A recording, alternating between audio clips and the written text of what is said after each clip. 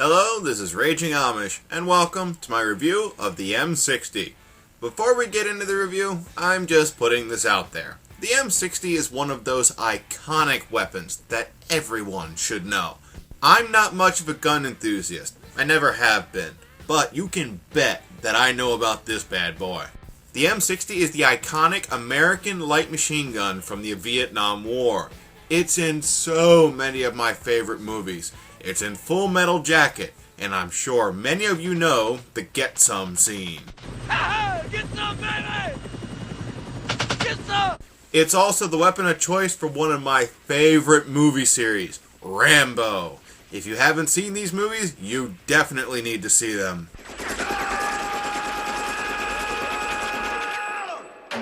Hell, it's even in Hot Shots. Who says you can't have a little goofy fun with the M60?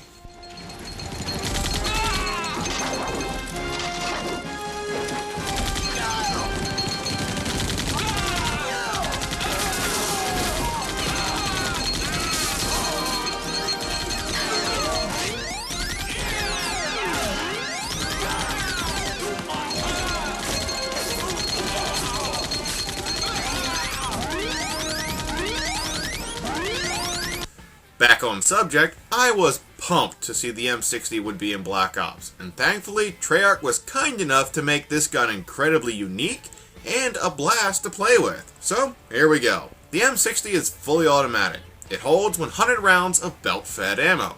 Hands down, this is the largest default clip size in the game. Nothing else even comes close. 100 rounds by default? Hell yes. The rate of fire, however, is somewhat of a letdown. I've seen worse. The rounds shoot at a rate of 536 RPM. This is the slowest rate of fire for any automatic weapon in the game. The M60 makes up for it though. Oh, does the gun make up for it. The rounds this gun fires are some of the strongest in the game. The bullets do 50 to 40 damage.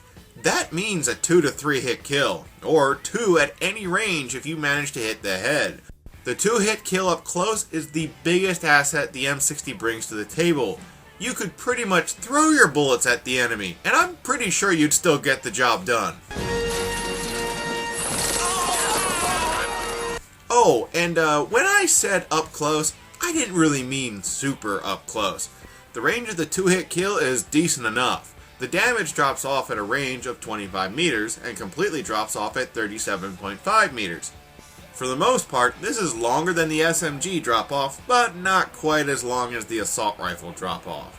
Since this gun is an LMG, the rest of the stats are a bit different when compared to the assault rifles and SMGs. The gun features high penetration power. By default, the M60 is able to shoot through most barriers, meaning for the most part, hardened is overkill. Or as Rambo would know it, the blood and guts routine. What I'm saying is don't try the blood and guts routine. The crosshairs are LMG crosshairs. These are larger than assault rifle crosshairs, but not quite as big as on a sniper. For the most part, this just means that hipfire is at best a panic option, though I'll cover how you can have some evil fun with steady aim. Another feature unique to the LMGs is your slow movement rate, coming in at 85%. I haven't mentioned this in the past for snipers, assault rifles, and SMGs because, frankly, I didn't feel it made a difference. But it does here. You move slow when you have an M60, which makes sense. This thing is friggin' huge! We're not all Rambo. We can't all carry this thing around like it weighs nothing. Don't take it personally. Thanks. Slow movement aside, you'll also feel the sluggishness in the remaining stats. The raise time comes in at 0.95 seconds, and the drop time comes in at 0.6 seconds. I don't have much to say, other than these are pretty slow. The aim down sight time is the same story. By default, the M60 aims down the sight in 0.35 seconds. This is only slightly better than the scoping time for the snipers. It'll definitely take some getting used to. With the stats done, now it's time for the reloads. Do we get to win this time? No. The M60 has the longest reload time in the game, coming in at 9.7 seconds for both a regular reload and an empty reload. At the 7.5 second mark, the belt is in the gun, and you can do a sprint to cancel the rest of the reload time. No matter how you spin it, these reload times are painfully long. Sleight of hand isn't really a mandate. The reload time is just comically long. You're gonna have to accept that a few things about the M60 may as well be a joke.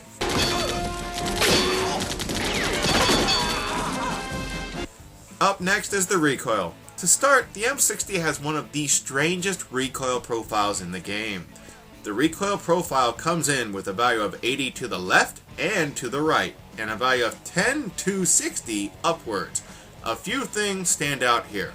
First, the gun will never kick downwards, always upwards. Second, the kick is symmetric. The net direction of the kick is up, though oddly it won't move upwards all that much. Third, and most importantly, the kick on this gun will almost always be a lurch from side to side. The values of 80 are very high and will definitely affect some of your longer range combat. Who are you? Your worst nightmare. I should stress that this is just a frustration, but thankfully the gun has a way around this. I'll get into that more with the attachments. The next stat in the recoil is the center speed, which comes in at 1500. This just isn't quite enough. When you combine this with the 80 values from the recoil profile, the gun becomes hard to manage at long range. Finally, we have the irons, and I can personally say that after using these, I now understand why Rambo pretty much always fired this sucker from the hip. These irons suck. Fuck 'em. The back sight is clean enough. It's the same back sight that you'll find on a lot of assault rifles. It's the front sight that I can't stand. I just have a hard time putting it on my targets. I almost always use the sight to compensate for this. In the end, I'm actually not bothered by the M60's weaknesses. The gun is truly playing as an LMG should. Strong shots, high kick. Thankfully, you can throw on attachments which help cater the weapon a bit more to your liking. Extended mags. First, let's just clear this up. When selecting this attachment, it's called extended mags. When you find it on the ground, it's called big ammo. This attachment takes the entire starting loadout and puts it all in one long belt of ammo. To be honest, I really didn't see the point of this attachment. If you get to the point where you actually have to reload a 100 round belt, that's a good thing. Well, almost a good thing. There's an obvious catch here. Don't be this guy.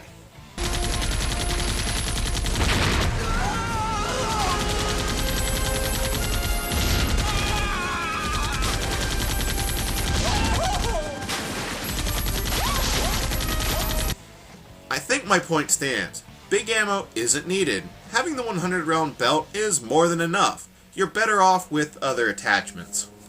ACOG sight. Okay, first thing first, this thing is huge. And yes, that's what she said. I thought for sure when I saw this thing that it would be poo. But if you warlord this with the grip, the attachment isn't that bad. It's not amazing, but it's certainly usable. The ACOG sight lowers the center speed to 1100, but the grip brings it back up to 1400. The ACOG isn't exceptional, but it is decent. It's one of those attachments you'll just have to try out. The extra zoom really does help to place long-range shots, and be a bit more accurate with the M60 overall. Just remember, warlord this with the grip. Without the grip, the ACOG is, well, I'm just going to say, hard to use. So, you wish to test me? Good. Red dot sight, reflex sight. I honestly feel picking one of these attachments is almost mandatory, but I will admit that's opinion shining through. I hate the irons. I think a sight makes marking your shots so much easier. You have a dot instead of an annoying white stripe that skips around a lot with respect to the back sight. The whole point of a red dot or reflex sight is to have a better visual when aiming down the sight, so you may as well put one of these on the gun. Grip. Short and simple, this is an absolute mandate. It can't be done officially. Make it unofficial. The grip ups the center speed by 200. This really helps with the kick of the gun. Your sight won't skip as much from side to side, and this makes long-range combat much easier to handle. I cannot stress this enough. No matter what setup you're using, I strongly advise the grip on the M60. The grip helps so much. No other attachment matches what the grip brings to the table. Infrared scope. You told us to ignore pain, didn't you? Is it working? Not really. The attachment lowers the center speed and gives you a bad case of tunnel vision. This is a public service announcement. Just say no. Overall, when choosing my attachment, I preferred to Warlord the grip with a sight. The gun's two main weaknesses are the kick and the irons. Using this combination of attachments makes the M60 far more usable. When choosing your perks for the M60, here's what I advise. Up first is picking the blue one. It's a blue light. What does it do? Turns blue. For the blue perk, it comes down to two choices. Flak Jacket is a great option. Since you move so slowly, you can't react to explosives. Flak Jacket essentially turns you into a tank. Enemies will have to shoot you to kill you. Ghost is another solid option. Again, since you move so slow, spy planes are dead giveaways to your position. Ghost stops people from figuring out where you are and really lets you get up close and personal with enemies. For your red perk, I favored Warlord. This comes back to me wanting a sight and the grip. You have to use Warlord to get to attachments, so there you go. Steady aim though is evil fun. You can just fire the M60 from the hip and really have a blast. Sounds familiar.